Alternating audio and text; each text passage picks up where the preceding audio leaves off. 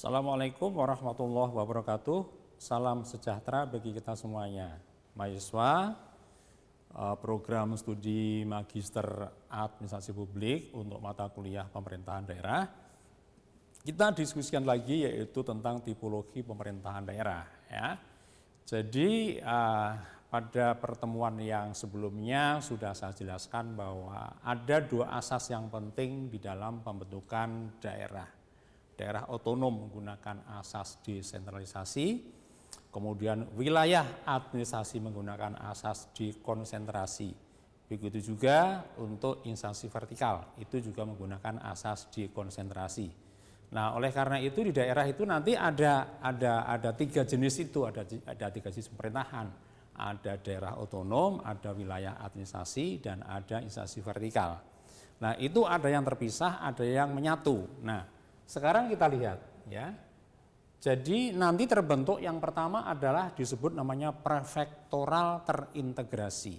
Nah, yang dimaksud dengan prefektoral terintegrasi itu ketika daerah otonom itu wilayahnya menyatu, batas-batas geografisnya itu menyatu, ya. Seperti sekarang ini menyatu ya.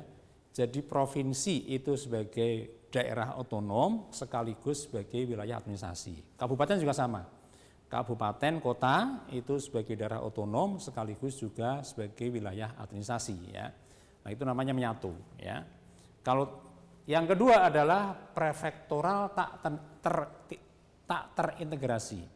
Jadi itu daerah otonom dengan wilayah administrasi itu tidak sama ya, daerahnya tidak sama, kemudian juga pejabatnya tidak sama ya. Contohnya di Perancis itu ya ada daerah otonom namanya departemen ya, ada wilayah administrasi namanya adalah arrondissement. Nah, itu enggak sama ya. Jadi pejabatnya beda, wilayahnya juga beda. Nah, itu contoh adalah prefektoral tak terintegrasi.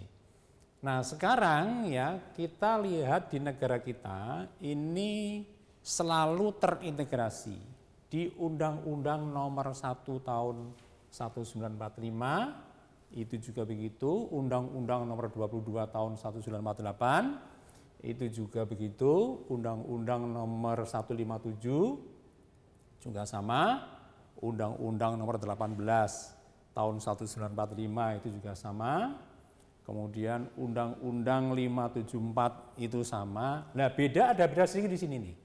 Nah, Undang-Undang Nomor 22 Tahun 1999 dan Undang-Undang Nomor 32 Tahun 2004, nah ini yang terintegrasi itu hanya di provinsi. Jadi provinsi itu sebagai daerah otonom sekaligus wilayah administrasi. Itu di undang-undang ini, Undang-Undang Nomor 22 Tahun 1999 dan Undang-Undang Nomor 32 Tahun 2004 ya. Tapi kemudian undang-undang yang terakhir ini yaitu Undang-Undang Nomor 23 Tahun 2014 ini balik lagi. Jadi provinsi itu sebagai daerah otonom juga sekaligus sebagai wilayah administrasi. Begitu juga kabupaten kota itu juga sebagai daerah otonom sekaligus wilayah administrasi.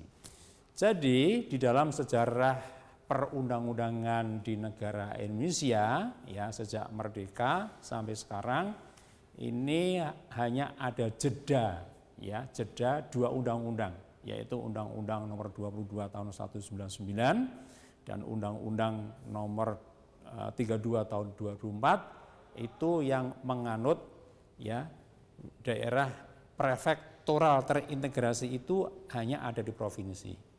Tapi sekarang balik lagi, baik provinsi maupun kabupaten kota itu mengikuti prefektoral terintegrasi. Ya, demikian teman-teman semuanya. Untuk lebih jelasnya silahkan dibaca modul. Sampai berjumpa pada pertemuan yang akan datang. Terima kasih.